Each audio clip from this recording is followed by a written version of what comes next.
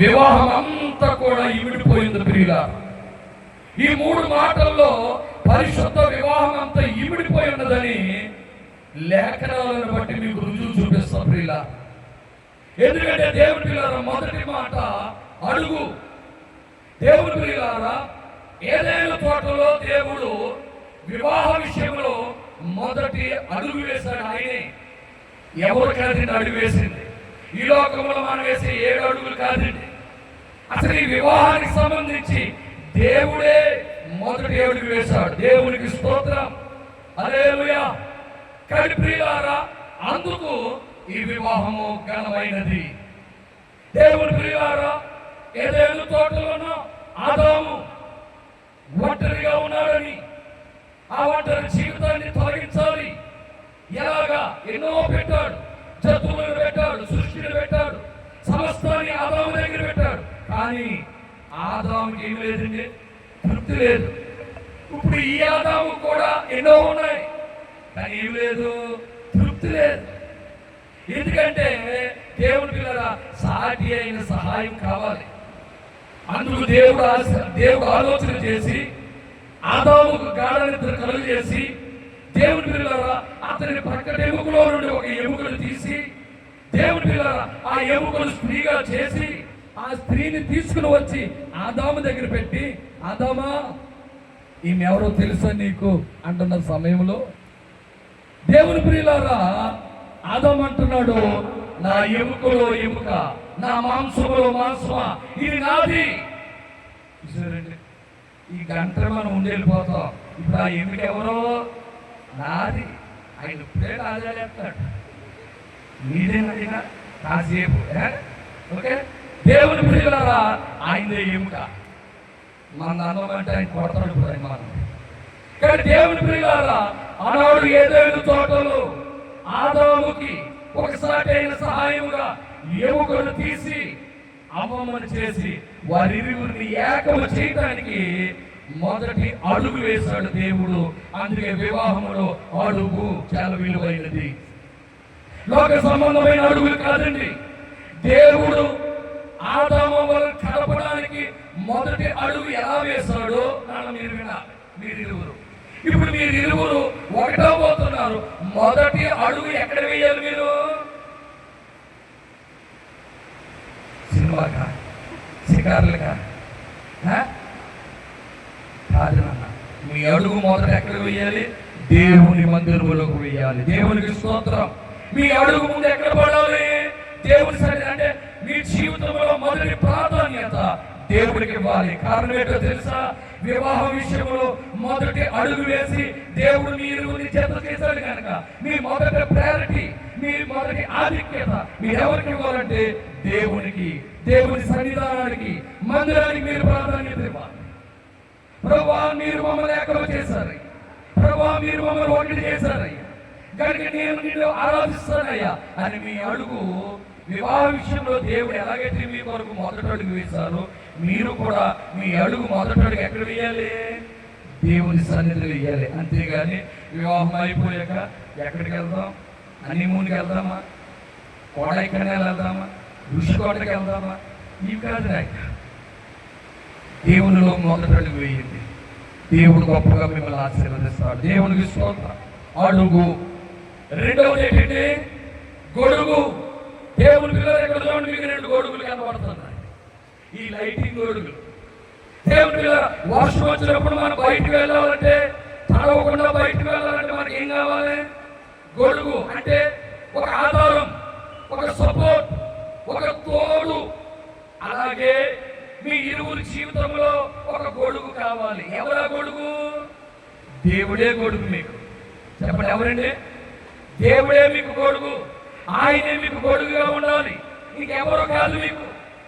ఆయననే ఒక గొడుగుగా మీరు ఏర్పాటు చేసుకోవాలి.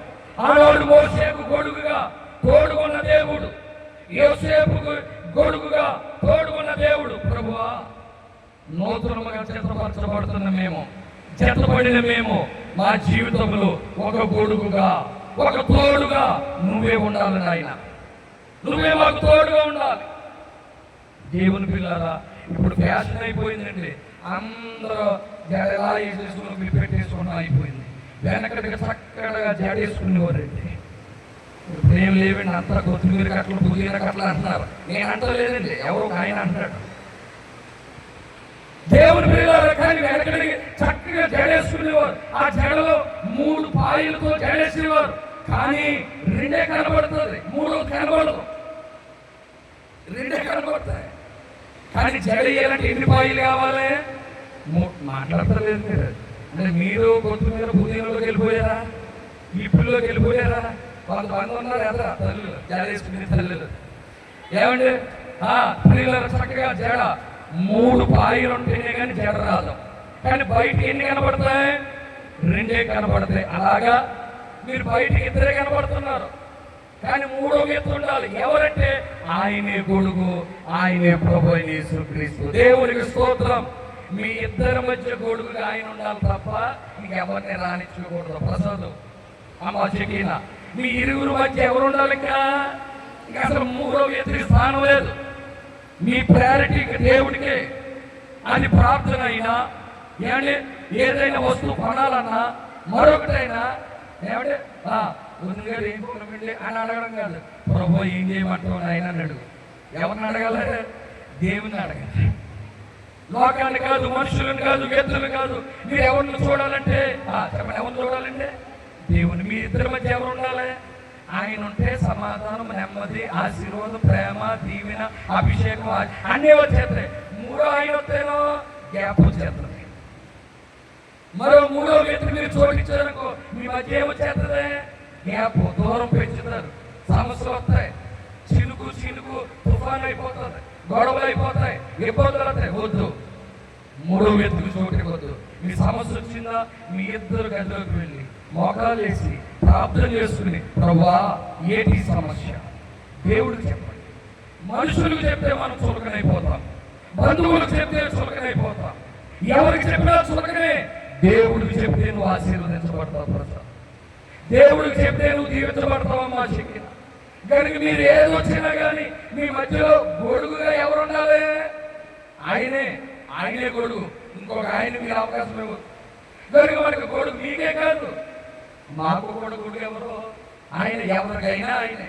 అలా కాదని మనం ఎవరికైనా అవకాశం ఇచ్చామా తేడా వచ్చేస్తారు. కాబట్టి 2వదిగా గొడుగు, ఆయనే మనకు గొడుగు. ఇక 3వదిగా దేవుని పిల్లగా తొడుగు.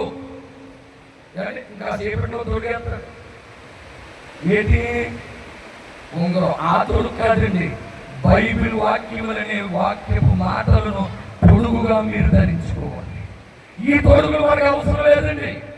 దేవుని లేఖనాలు, పరిశుద్ధ వాక్యం మనకి ఏం చెప్తుంది? ఆ మాటలను మీరు తొడుగుగా ధరించుకున్నప్పుడు భూలోకములో ఒక ఆశీర్వాదం కలిగిన దంపతులుగా మీరు దీవించబడతారని ఒక దైవ సేవకుడుగా మీకు తెలియవలసినప్పుడు. కనుక దేవుని వాక్యములు, దేవుని మాటలు, పెద్దలు చెప్పే మాట, ఇవన్నీ ఒక తొడుగుగా మీరు ధరించుకోవాలి. బహిరంగంగా మంగళసూత్రం కానివ్వండి, ఉంగరాలు కానివ్వండి, దండలు కానివ్వండి మేము తొడిగిస్తాం బహిరంగంగా. కానీ అంతరంగంగా మీరేం తొడుక్కోవాలి? దేవుని వాక్యాలు తొడుక్కోరు. బైబిల్ పట్టుకున్నారు చక్కగా. ఏమంటే దేవుని పిల్లలు చక్కగా బైబిల్ పట్టుకున్నారు. ఆ బైబిల్ ఉన్న వాక్యములనే తొడుగులను మీరు ధరించారు. వాక్యం ఏం చెప్తుంది? వివాహం అయింది, చెత్తపరచుకోవటం. బైబిల్ మనకి ఏం చెప్తుంది? మనం ఎలా నడవాలి, ఎలా ఉండాలి, ఎలా బ్రతకాలి, ఏం చేయాలి అన్నీ చెప్తుంది బైబిల్. కనుక లోకంలో న్యూస్ పేపర్లు, సెల్ ఫోన్, ఫేస్బుక్ ఇవి చదవడం కాదు. ఉదయం లేవగానే ఆ తొడుగులను మీరు స్మరించండి, ఆ వాక్యాలను మీరు పాటించండి. దేవుడు మీ దాంపత్య జీవితాన్ని ఒక ఆశీర్వాదకరంగా మార్చగలడని పరిశుద్ధ లేఖనములను బట్టి మీరు తెలియవలసి. కానీ దేవుని పిల్లారా, తొడుగు, దేవుని వాక్యములని మాటలను తొడుగుగా మీరు ధరించుకుని ముందుకు వెళ్ళినప్పుడు మోషే గారు ద్వితీయోపదేశ కాండం అంటారు, ఆయన మాటలను మీ నుదుట బాసికము వలె మీరు కట్టుకోండి. ఎక్కడ ఉండాలంటే మన నుదుట ఉండాలంటాడు. బాసికము వలె అవి నీ నుదుట ఉండాలంటాడు ఆయన. నువ్వు తొడుక్కోవాలంటాడు ఆయన. కానీ నువ్వు అలా తొడుగినప్పుడు ఈ పరిశుద్ధ వివాహము, మీ దాంపత్య జీవితము ఒక ఆశీర్వాదకరంగా మార్చబడుతుంది, ఒక దీవెనకరంగా మార్చబడుతుందని దైవ సేవకుడుగా మీకు తెలియపరుస్తున్నాను. కాబట్టి దేవుని బిడ్డలారా, ఆయన తొడుగు మనకు కావాలి. ముగిస్తున్నాను.